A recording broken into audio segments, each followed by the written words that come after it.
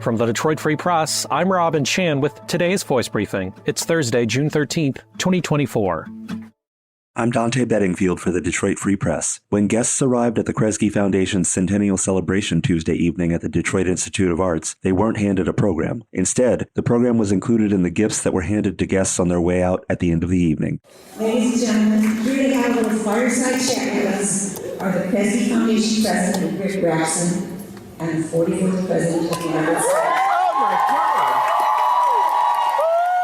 First of all, I want to say congratulations to Kresge. That's because the keynote speaker and special surprise guest was 44th U.S. President Barack Obama, who was involved with Detroit's grand bargain that helped restore the city from bankruptcy. He also was involved in the bailout that saved the American auto industry during his time in office. Those of us in the White House who were managing a lot of fires, putting out a lot of fires at that time, because the crisis was global. And so in between meetings about Detroit, we're having meetings about China, we're having meetings about how we deal with the Greek financial crisis. We recognize that if Detroit doesn't bounce back, the auto industry doesn't bounce back, but also if Detroit as a city does not bounce back, that will have ripple effects across Michigan, across neighboring states.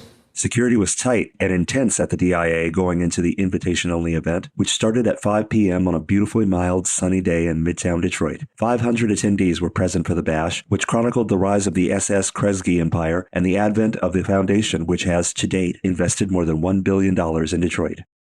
I'm Frank Witzel, the Detroit Free Press. At the Monday morning ceremonial breaking of DTE Energy's latest project, a new power storage plant in Trenton, dignitary after dignitary lined up to speak to a crowd that included some of the state's younger beneficiaries of the utility's effort to wean the state off fossil fuels. The speakers reminisced about the past, how nearly a century-old plant was a sign of comfort, jobs, and progress for Downriver residents. They offered their congratulations and aspirations that the new facility, one of the Midwest's largest, could help usher in a new era of cleaner energy. I'm happy we moved a little bit of dirt on DTE's new Trenton Channel Energy Center, Governor Gretchen Whitmer said after hoisting a shovel for photos. The site used to be home of the Candy Canes, two giant red and white striped towers that were knocked down in March. And the speaker suggested the new center would be a model for future projects and for other states. But more than a moment for DTE to show how it's committed to fighting climate change, something that some of its critics question, and for politicians to tout their work with and in Washington, it was a moment to consider how energy generation and the energy grid is changing. By 2026, the site is expected to be transformed into a utility-scale battery energy storage facility where enough energy can be stored to power 40,000 homes, a city about the size of Dearborn. The project cost is being offset by $140 million in tax incentives from the 2022 Federal Inflation Reduction Act. And in the next few years, DTE plans to build 10 to 15 more energy storage facilities.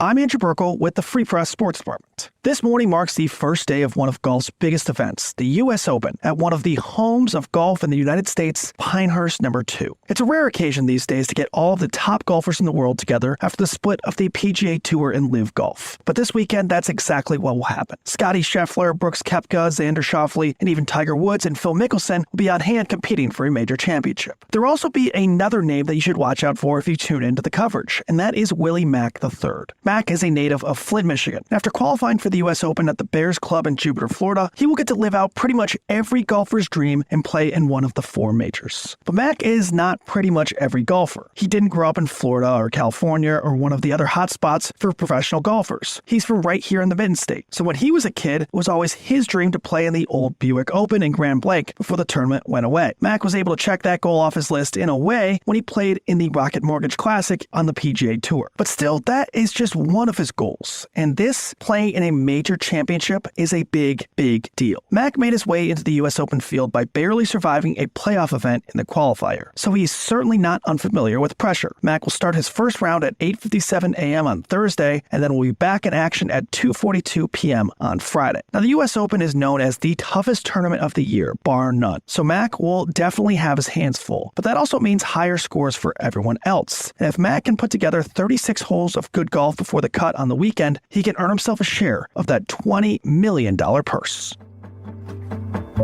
Find more from the Detroit Free Press on freep.com. That's FREEP.com. Thanks for listening, and you'll hear more from us tomorrow.